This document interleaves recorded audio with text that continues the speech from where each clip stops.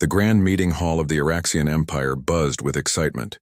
50 high-ranking military officers sat around a massive table shaped like their home planet. Admiral Clev, the oldest and most respected commander, stood at the head of the table. His gray skin wrinkled as he frowned at the holographic display showing the border between Araxian and human space. "The humans have pulled back their ships," Admiral Clev said, pointing to the empty zones that once held human defense stations. "Our scouts confirm it. They leave their outer colonies almost unprotected." Captain Reed, younger than most in the A room but rising quickly through the ranks, leaned forward. "Why would they do this? It makes no sense." "Fear," said General Moore with a laugh that shook his massive shoulders. "They have heard of our new battleships. They know they cannot win." The room filled with agreeing nods and confident smiles. The Araxian Empire had ruled this part of the galaxy for 2,000 years. Humans were newcomers barely 2 centuries into space travel. What could they possibly know about real war? Reed wasn't convinced. What about the stories? The missing ships near their territory?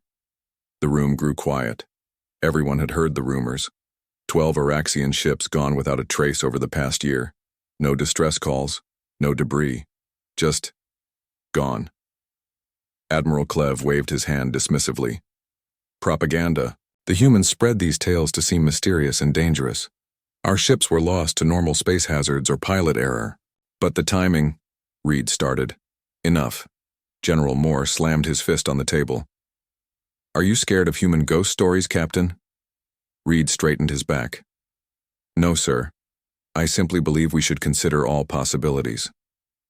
"The only possibility," Admiral Clev said firmly, "is that the humans recognize our superiority and retreat rather than face destruction.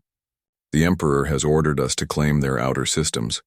We move in 3 days." After the meeting ended, Reed walked slowly through the massive hallways of the Imperial Command Center. The walls displayed scenes of Araxian victories in past wars, hundreds of battles, dozens of conquered species. None had stood against them for long. Yet something bothered him about the human retreat. It didn't match what he knew about them. Humans were stubborn. They didn't give up territory easily. "You look troubled in there," said a voice behind him. Reed turned to see Intelligence Officer Dren, a thin, quiet Araxian known for her brilliant analysis. "The humans are planning something," Reed said. "This is too easy." Dren nodded. "I've studied their battle history. They often appear to retreat before striking back in unexpected ways. Have you told the Admiral?" "I've tried." Dren sighed. "He believes what he wants to believe. The Empire has never lost, so he cannot imagine losing now." Reed stopped walking and lowered his voice. "What about the missing ships? Do you think the rumors are true?" "About the human ghost ship, the one that leaves no traces?" Dren's eyes narrowed.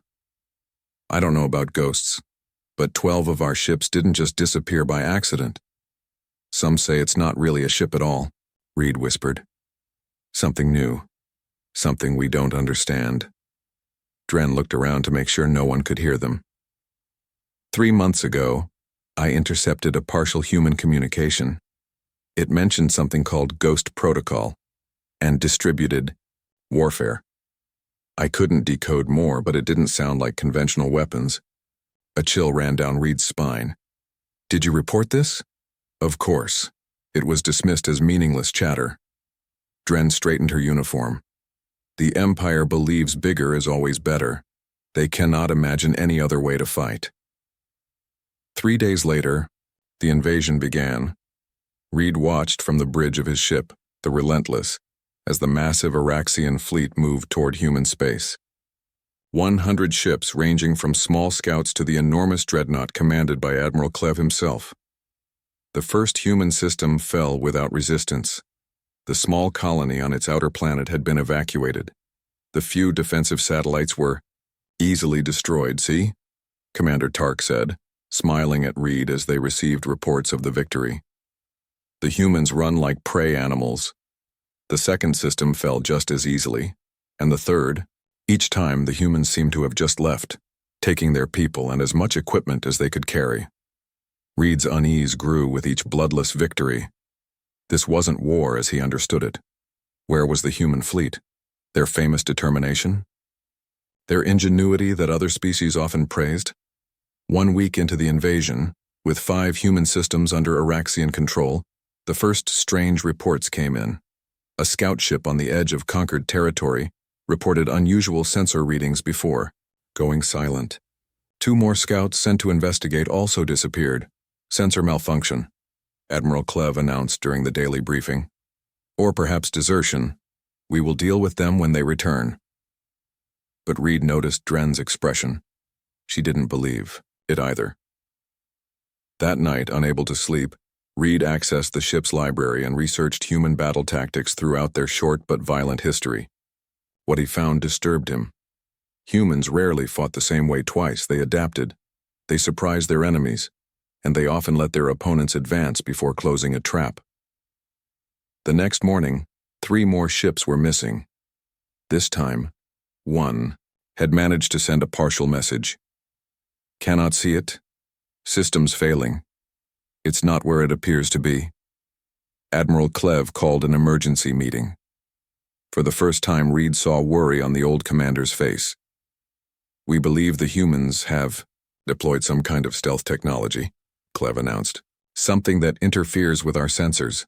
Nothing to fear, but we will move forward more carefully. Captain Reed looked around the room. Most officers nodded, relieved to have an explanation. But Dren met his eyes across the table, her expression grim. After the meeting, she passed him in the hallway and whispered, "It's happening. The ghost ship. But I don't think it's a ship at all." "What do you mean?" Reed asked. "I need proof first," Dren said. "Meet me in Analysis Lab 3 tonight. Tell no one." But Dren never arrived at their meeting. Reed waited for 2 hours before returning to his quarters, worried but unsure what to do. The next morning, the invasion continued. The fleet approached the 6th human system, expecting another easy victory. Reed stood at his post on the bridge, scanning the seemingly empty space before them. And then, for just a moment, his sensors detected something impossible. Thousands of tiny objects, moving in perfect coordination, surrounding the Araxian fleet on all sides. They appeared and disappeared so quickly that Reed thought he might have imagined it, but the look of shock on Commander Tark's face told him others had seen it too. "What was that?" Tark demanded. Before anyone could answer, a message appeared on every screen in the fleet. The words were simple in perfect Araxian language. "You sought the dreaded ship. But how can you find what doesn't exist as you understand existence? Turn back now." As the message faded, Reed realized a terrible truth. The humans hadn't been retreating out of fear. They had been luring the Araxians in. Commander Tark stood tall on the bridge of the Araxian warship Dominance, watching the stars through the massive viewport. His chest swelled with pride as he led the vanguard fleet deeper into human territory. Behind him, 30 ships formed, a perfect attack formation. Their silver hulls gleamed in the light of an unfamiliar sun. "Commander," called out Navigator Lox from her station, "we've reached the edge of the Vega system. Scans show 3 inhabited planets, minimal defenses." Tark nodded, his blue-gray skin crinkling around his eyes as he smiled. "Any sign of resistance?" "None, sir. Just like the other systems. We detect evacuation ships leaving the 3rd planet, but no military vessels." This was the 7th human system they had entered in 2 weeks. Each time, the pattern was the same. The humans fled rather than fight. It puzzled Tark, but he wasn't complaining. Easy victories meant quick promotion. "Send the standard message," Tark ordered. "This system is now under Araxian control. Any humans remaining must surrender immediately." Lieutenant Grell, the communications officer, transmitted the message. Moments later, he turned to Tark with a confused expression. "Sir, we're receiving a response. It's unusual." "Put it on the main screen," Tark commanded. The screen lit up with a simple text message. "We acknowledge your presence." Tark frowned. Not a surrender, not a challenge. Just acknowledgement. "Sir," Navigator Lox called out. "Sensors show all. Human ships have now left the system. The planets appear to be completely evacuated. They're running scared, Tark announced confidently to his crew. The mighty humans afraid to even face us. His officers laughed. Only Officer Mech, recently transferred from Captain Reed's ship, remained silent. Tark noticed. You disagree, Officer Mech? Mech hesitated. Sir, Captain Reed believed this was a strategy, not fear. The humans are drawing us in. Captain Reed, Tark said with clear disdain, is currently being questioned by Imperial intelligence for spreading panic. The humans retreat because they know they cannot win. The bridge fell silent. Everyone knew what questioning meant. Reed had voiced concerns one too many times. Tark turned back to the viewport. Begin standard occupation procedure. Send scout ships to the outer planets. 4 scout ships departed the fleet, heading toward different parts of the system. The bridge crew watched their progress on the tactical display. 3 hours later, Scout Ship Talon 3 reported something unusual. Commander, the pilot's voice came through slightly distorted. We're detecting strange energy readings near the asteroid belt. It's not matching any known signature. Probably mining equipment the humans abandoned, Tark replied. Investigate, but keep your distance. Yes, sir. Approaching now. The readings are... Wait. Something's wrong with our systems. Engines are fluctuating. Sensors are... The transmission cut off abruptly. Talon 3, report, Tark demanded. Silence answered him. Tark ordered Talon 2 to investigate. This scout also went silent after reporting similar system failures. A small knot of worry formed in Tark's stomach. 2 ships lost was no coincidence. He ordered the fleet to move to alert status. Sir, Lieutenant Grell said, Admiral Clev is requesting an update. What should I tell him? Tark considered his options. Admitting problems would make him look weak, but lying to the Admiral was dangerous. Tell him we've encountered minor resistance, Tark decided. Nothing the Vanguard cannot handle. Later that night, alone in his quarters, Tark reviewed the sensor logs from the missing scouts. Something bothered him about the readings before they went silent. The energy signatures were like nothing in the Araxian database. A soft chime announced, a visitor. Officer Mech entered, looking uncomfortable. Sir, I've been analyzing the data from our lost ships, Mech said. I believe I've found something important. Speak, Tark ordered. The energy readings matched descriptions of a theoretical technology. Something Intelligence Officer Dren mentioned before she disappeared. Mech swallowed hard. It's called quantum phasing. The humans have been researching it for years. And what exactly does this technology do? Tark asked, his voice lower than usual. It allows matter to partially exist in multiple states simultaneously, like being visible and invisible at the same time, or being present but untouchable. Tark laughed, though it sounded forced even to his own ears. That's impossible. You cannot be 2 things at once. Humans have different physics than we do, Mech said quietly. They understand quantum mechanics in ways we don't. Tark stood suddenly. Enough. This is the kind of talk that got Captain Reed in trouble. We are the Araxian Empire. We have conquered 50 species. No technology can stand against us, especially not from primitive humans. The next morning, Tark ordered the fleet to advance deeper into the system. As they approached the second planet, sensors began picking up unusual readings again. Sir, Navigator Lox called out, her voice trembling slightly. I'm detecting thousands of small objects all around us. They appear and disappear from our sensors. A sensor malfunction, Tark insisted. Run diagnostics. Already did, sir. The system checks out fine. Whatever we're seeing is real, or at least partly real. Tark felt the knot in his stomach tighten. Show me. The tactical display revealed what looked like a cloud of tiny dots surrounding the fleet. Each dot appeared for a second, vanished, then reappeared elsewhere. There was no pattern Tark could discern. What are they? He whispered. As if in answer, every screen on the bridge suddenly displayed the same message. You sought combat with Us, yet you will not find what you expect. Last warning. They're trying to scare us, Tark announced to his increasingly nervous crew. Ignore these tricks. Continue forward. 3 more ships vanished that day. No explosions, no debris. They simply stopped responding, their signals disappearing from all monitors. That evening, Tark sent his daily report to Admiral Clev, downplaying the losses and blaming them on navigation errors. But he was starting to doubt his own words. As he tried to sleep that night, Tark's thoughts kept returning to what Officer Mech had said. Quantum phasing. Being and not being at the same time. It seemed like magic, not science. The next morning, the fleet approached the innermost planet of the system. This was where the humans had their main colony now evacuated. Taking this planet would complete their conquest of the system. Sir, Lieutenant Grell suddenly called out. We're receiving a direct communication request. It says it's from the human commander. Tark straightened his uniform. Finally, a surrender. Put it through. The screen remained dark, but a calm voice filled the bridge. Commander Tark of the Araxian Empire. You have ignored our warnings and lost 7 ships as a result. We did not destroy them. Their crews are safe, simply elsewhere. We have no desire for war, but we will defend what is ours.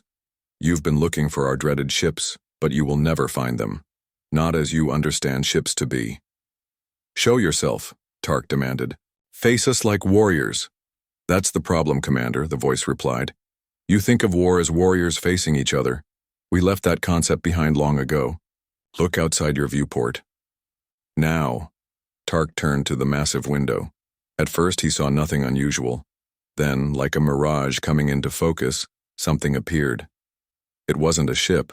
It was thousands, perhaps millions of tiny objects, each no bigger than his hand, moving in perfect coordination. Together, they formed a shifting, flowing pattern all around his fleet. Sometimes they looked solid. Sometimes they seemed to fade into transparency. What is this? Tark whispered. This is just one small part of what you've been calling the dreaded ship, the human voice answered. It doesn't exist as a single vessel.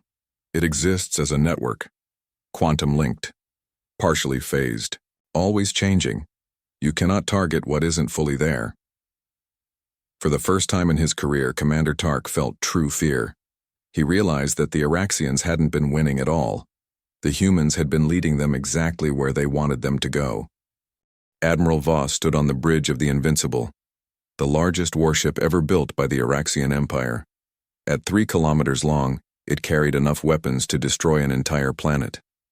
Its black hull absorbed light rather than reflected it, making it look like a moving shadow among the stars. Status report, Voss demanded, his deep voice echoing across the silent bridge. Officer Dell stepped forward, trying to hide his nervousness. Admiral, we've entered the Proxima system. Commander Tark's Vanguard fleet awaits our arrival. Voss nodded. He was not pleased with the reports from the front lines. 32 ships lost in 3 weeks, with no explanation Voss found acceptable. Commander Tark's latest communications had been strange, talking about invisible enemies and quantum ghosts. The High Command was losing patience. Put Commander Tark on screen, Voss ordered. When Tark's face appeared, Voss was shocked. The once confident commander looked exhausted. His skin had faded to a pale gray and his eyes darted nervously. Admiral Voss, Tark said, attempting to straighten his posture. Welcome to the front lines. Report, Commander. And I want facts, not ghost stories. Tark swallowed visibly. Sir, the situation is not what we expected. The humans have developed technology we don't understand. They don't fight conventionally. They use some kind of distributed system. Distributed system? Voss repeated with obvious disgust. You mean they have multiple ships? That's hardly new. No, sir. Not ships as we understand them. Millions of tiny devices that work together. They appear and disappear. Our weapons can't lock onto them. Our shields can't block them. They get inside our systems somehow. Voss fought to control his temper. Commander Tark, you sound like you've lost your nerve. Perhaps you need rest. I'll take command of the Vanguard personally. Relief washed over Tark's face. "Thank you, Admiral. I'll prepare for your arrival." After ending the transmission, Voss turned to his second-in-command, Major Pike. "What do you make of that? Has Tark gone mad?" Pike hesitated. "Intelligence reports suggest something unusual is happening, sir. Several intercepted human communications mention something called Ghost Protocol, and they refer to their fleet as the Phantom Network rather than individual ships." Voss waved dismissively. "Psychological warfare make us fear what doesn't exist. The humans are clever, I'll give them that." "There's more, sir," Pike continued. "One of our cruisers, the Dauntless, managed to record visual contact with something before it went silent. The footage was sent back to us." Voss raised an eyebrow. "Show me." The main screen switched to show recording from the Dauntless. It showed normal space, then a strange shimmer appeared like heat waves rising from hot ground. The shimmer formed into a loose cloud of small metallic objects, each about the size of a fist. They moved in perfect coordination, sometimes forming shapes that almost looked like letters or symbols. "What am I looking at?" Voss demanded. "We believe these are the devices Commander Tark mentioned," Pike answered. The recording continues for another 3 seconds, then all systems on the Dauntless shut down. "And the crew? No bodies found. The ship was completely empty when our rescue team boarded it. Life support was functioning. Food was still warm in the dining hall. It's as if the crew simply vanished." For the first time, Voss felt a flicker of unease. He quickly suppressed it. "Analyze every frame of that recording. I want to know exactly what those objects are and how they work." 2 days later, Voss's fleet joined with Tark's remaining ships. The combined force was impressive. Over 150 vessels, the largest military gathering in Araxian history. Voss called a meeting of all ship captains in the fleet. They gathered in the Invincible's massive strategy room, with Commander Tark sitting quietly in a corner, looking relieved to no longer be in charge. "Our mission remains unchanged," Voss announced. "We will secure this human system, then push forward to their core worlds. Yes, we have experienced some unusual resistance, but nothing the Empire cannot overcome." An officer Voss didn't recognize stood up. "Admiral, with respect, we don't understand what we're fighting. My ship lost power 3 times yesterday. Each time, those things were detected nearby." Murmurs of agreement spread through the room. Voss slammed his fist on the table. "Enough. We are Araxians. We have conquered 50 species. We will not be defeated by tricks and illusions." Just then, the lights flickered. The room's holographic display sputtered, then changed to show a single sentence. "We are already here." Panic erupted as officers looked around wildly. Voss roared for silence. "A hacking attempt, nothing more," he insisted, though his voice lacked conviction. "Return to your ships. We attack at dawn." That night, as Voss studied battle plans in his quarters, a knock came at his door. It was Officer Dren, recently transferred from intelligence headquarters. Her arrival had been unexpected, but Voss had been told she had special knowledge about the human threat. "Enter," Voss called. Dren stepped in, carrying a datapad. "Admiral, I've been analyzing the patterns of our system failures. There's something you need to see." "Speak quickly," Voss said impatiently. "The failures aren't random. They follow a pattern." Dren displayed a complex chart. "Each malfunction occurs exactly 3.14 seconds after a quantum fluctuation is detected. It's deliberate. They're showing us they have control." "What are you suggesting?" "The humans aren't trying to destroy us, Admiral. They could have done that already. They're communicating, testing us, seeing if we understand." Voss frowned. "Understand what?" "That conventional warfare is obsolete. Their Phantom Network isn't a weapon in the traditional sense. It's a new paradigm. These devices can phase between dimensions, exist in multiple places simultaneously. Our sensors can only detect them when they choose to be seen." Voss stood towering over Dren.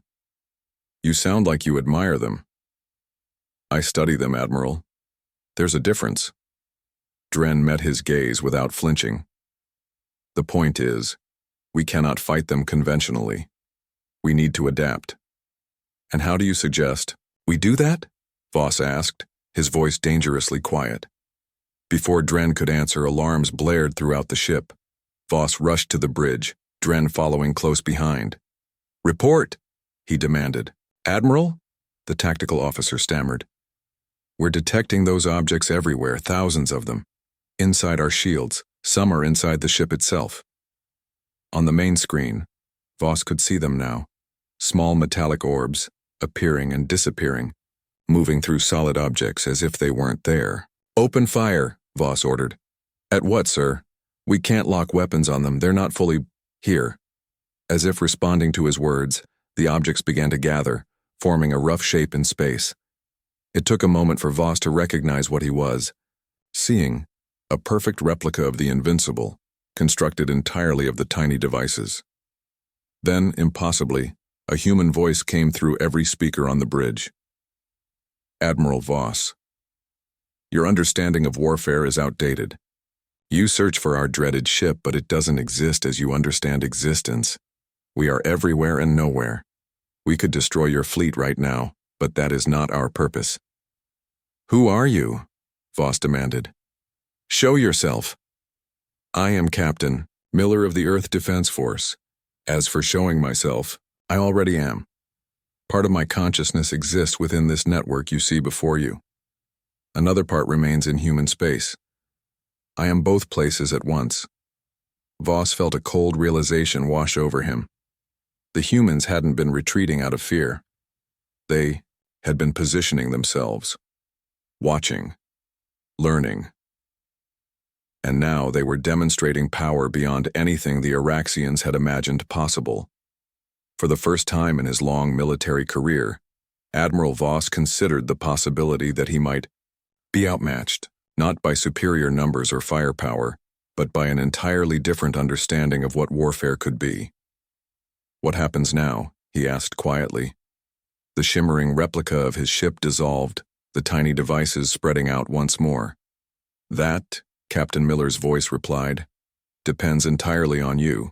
The Araxian command ship Invincible hung motionless in space, surrounded by the remainder of the once proud invasion fleet. On the bridge, Admiral Voss sat silently in his command chair, staring at the main screen. It showed only stars and the distant glow of the system's sun, but he knew they were out there, the phantom devices, watching, waiting. Admiral, Major Pike said quietly, the fleet commanders are requesting orders. Do we attack or retreat? Voss didn't answer immediately. His mind raced through military strategies, tactics he had used for decades to win countless battles. None seemed relevant anymore. Call a war council, Voss finally ordered. All ship commanders and intelligence officers. 1 hour. When the fleet's leadership gathered in the Invincible's strategy room, the mood was tense. Gone was the usual Araxian confidence. Instead, worried faces looked to Voss for guidance. Commander Tark sat in the corner, still looking shaken from his experiences. Officer Dren stood near a display screen, data pad in hand.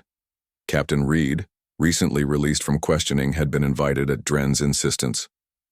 We face an enemy unlike any the Empire has encountered, Voss began, his voice solemn. I have reviewed all reports and recordings. I have spoken with our intelligence experts, and I have come to one conclusion.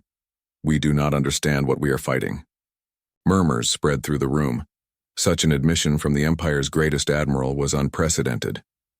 Officer Dren, Voss continued, explain your analysis. Dren stepped forward, activating the room's holographic display. The human defense system we've been calling the dreaded ship is not a ship at all. It's a distributed network of quantum-linked devices. Each unit is capable of partial dimensional phasing. Speak plainly, one of the commanders demanded. They can exist partly in our dimension and partly in another, Dren explained. This is why our sensors can't lock onto them and our weapons pass through them. They become solid only when they choose to. She displayed images captured from various ships. The units appear to be controlled by a combination of artificial intelligence and human consciousness. They act as both sensors and weapons. They can move through solid matter, including our hulls, shields, and even crew members. The room fell silent as the implications sank in. Captain Reed stood up. I've studied the pattern of our ship losses. None were actually destroyed. In every case, the crew was removed somehow. The humans are avoiding killing. Removed to where? Someone asked. We don't know, Reed admitted. But the human commander said they were safe. I believe they've been taken to some kind of holding area, possibly through the same dimensional phasing technology. Voss leaned forward. The question is not where. Our people have gone, but what we do now. Our weapons are useless against this technology. Our shields offer no protection. For a long moment, no one spoke. Then Dren stepped forward again. Admiral, I believe I understand what the humans want. They've had multiple opportunities to destroy our fleet. They haven't. Instead, they communicate. They demonstrate their capabilities. They're showing us that our understanding of warfare is outdated. What are you suggesting? Voss asked. That we listen. The humans aren't fighting a conventional war. They've moved beyond it. They see conflict differently. Before Voss could respond, every screen in the room suddenly activated, showing the same message. We offer dialogue. One representative. Unarmed. The officers looked at each other in confusion. It's an invitation, Reed said. They want to talk. Voss stood, his massive frame casting a shadow across the table. And who should accept this invitation? Who among us can understand an enemy that exists between dimensions? All eyes turned to Officer Dren. I'll go, she said without hesitation. 6 hours later, Dren stood in a small shuttlecraft moving away from the Invincible toward empty space. She wore no weapons, as requested.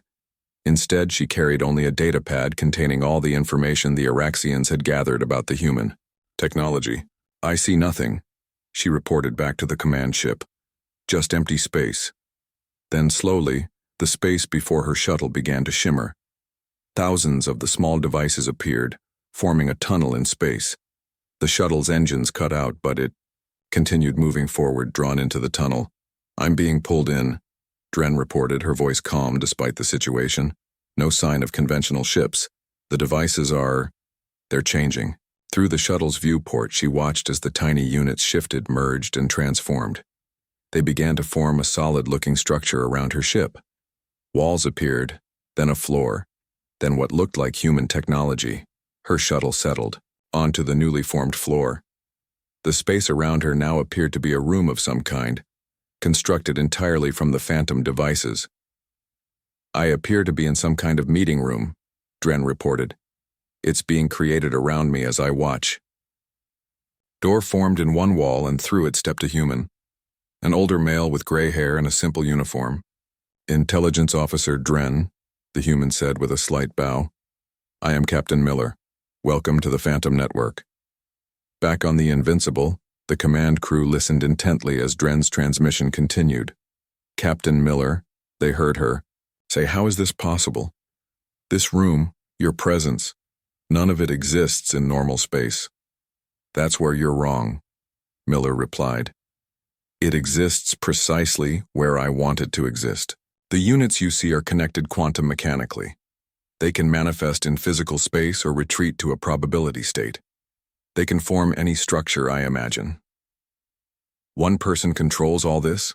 Dren asked, incredulous. Not alone.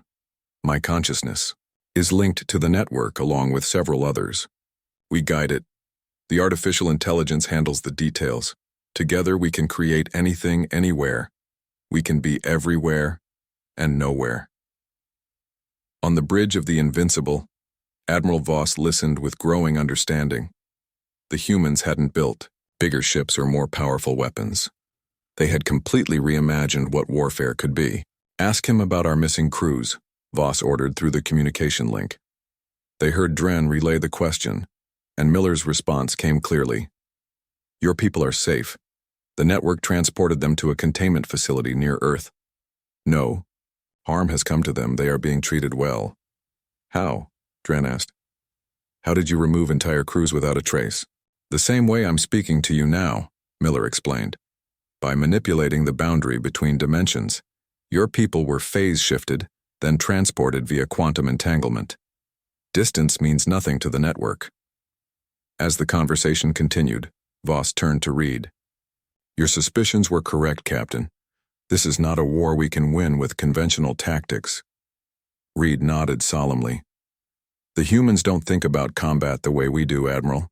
They've moved beyond physical constraints, beyond ships and weapons, as we understand them. On the screen they could see Dren's shuttle, seemingly floating in empty space. But the transmission showed her inside a room that didn't appear to exist.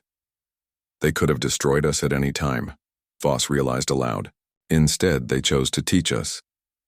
The greatest fleet in Araxian history hovered in space, faced not with defeat by superior firepower, but by the realization that their entire understanding of warfare had become obsolete overnight. Voss made his decision. He opened a channel to Officer Dren. Tell Captain Miller we wish to discuss terms, he said. The Araxian Empire is prepared to listen. The massive conference hall on Neutral Station 7 buzzed with activity.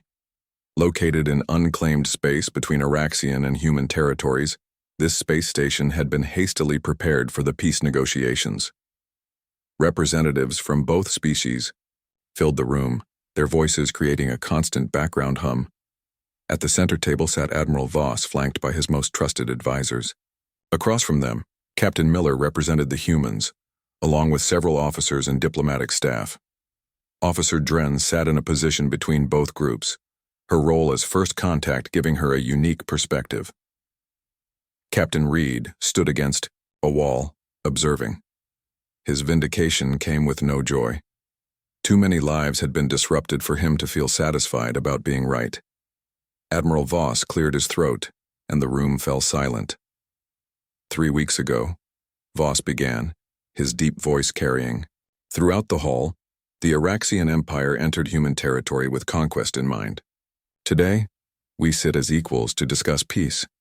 This is, unprecedented in our history. Captain Miller nodded.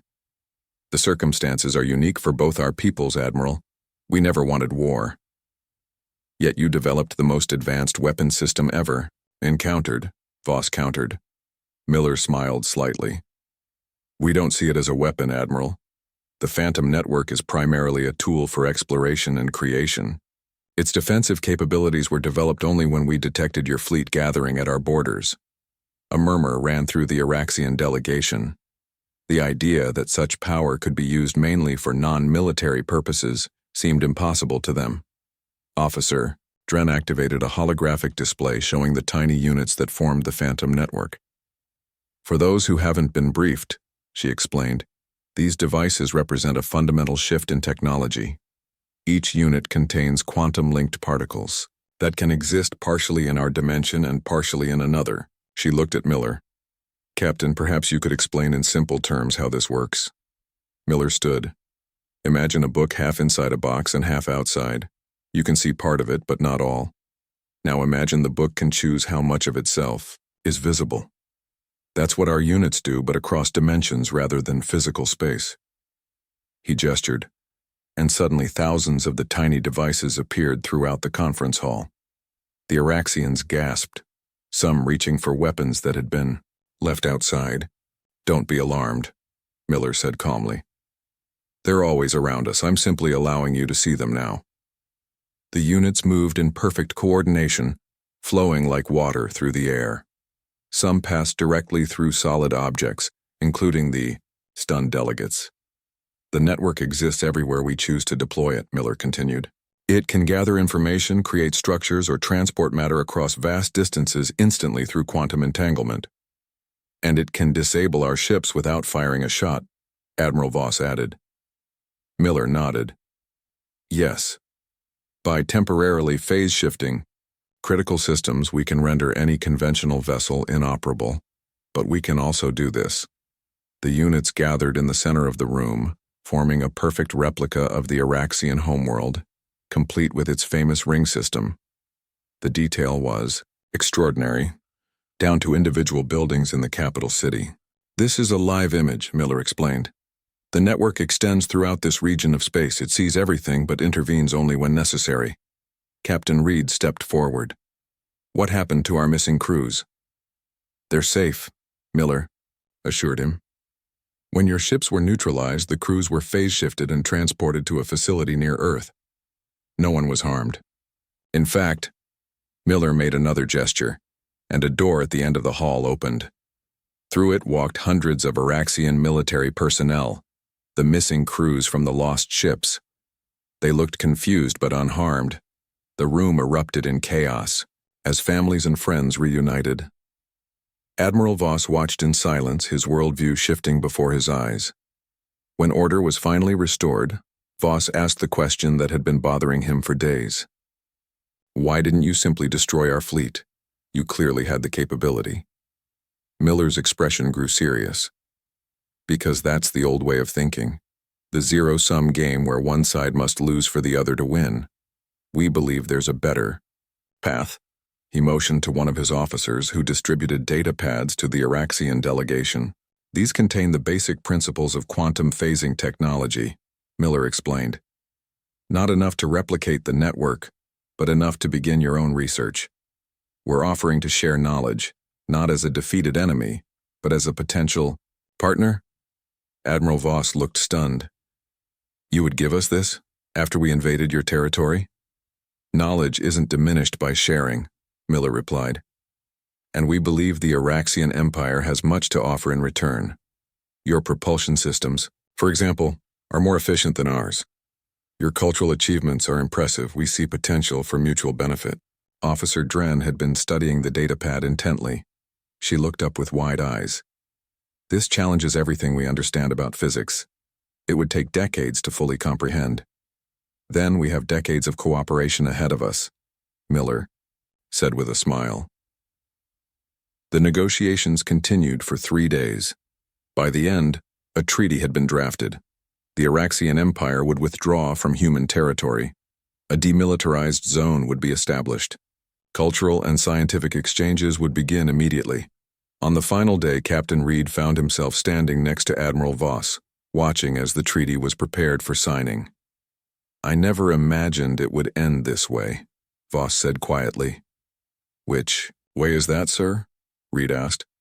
"Not with victory or defeat, but with understanding." Voss turned to Reed. "You saw it first. The signs that the humans were different, that they didn't think about warfare as we do." Reed nodded. "They don't see power as the ability to destroy. They see it as the ability to create, to connect, to transcend limitations." As the delegates gathered for the final ceremony, Miller approached Voss with an unexpected offer. "Admiral, we have a tradition when new species join our network of allies. We offer them the opportunity to experience the network directly, to understand it in a way words cannot convey." "What would this involve?" Voss asked cautiously. "A temporary neural link to the network. You would see what I see, feel what it's like to exist partially beyond conventional dimensions." Voss hesitated only briefly before nodding. "I accept." Miller placed a small device on Voss's temple. The Admiral's eyes widened, then unfocused as his consciousness expanded. For 5 minutes, Voss stood motionless. When Miller finally removed the device, tears streamed down the Admiral's face. "I saw everything," Voss whispered. "All the ships in our fleet, Earth, stars being born. It was beautiful." Captain Reed watched as the once feared Admiral Voss, conqueror of dozens of worlds, signed the peace treaty with hands that still trembled from the experience. Later, as the Araxian delegation prepared to depart, Reed approached Officer Dren. "What happens now?" he asked. Dren looked thoughtful. "Everything changes. Our understanding of physics, of technology, of warfare, even of consciousness itself. The Phantom Network isn't just a new weapon. It's a new way of existing." She glanced at the humans across the room. "They never developed the dreaded ship we feared. Instead, they created something far more powerful, a system that makes conventional ships obsolete." Reed nodded slowly. "We thought we understood combat. Until we didn't encounter the dreaded ship," Dren finished with a small smile. "Because it never existed in the first place." As Reed boarded the shuttle that would take him back to the Araxian fleet, He looked out at the seemingly empty space around the station, but now he knew better. The tiny units were out there, watching, connecting, existing between dimensions. The Araxians had come seeking conquest through destruction. They were leaving with something far more valuable, a new understanding of what was possible when you stopped trying to destroy your enemies and started trying to transcend your limitations instead.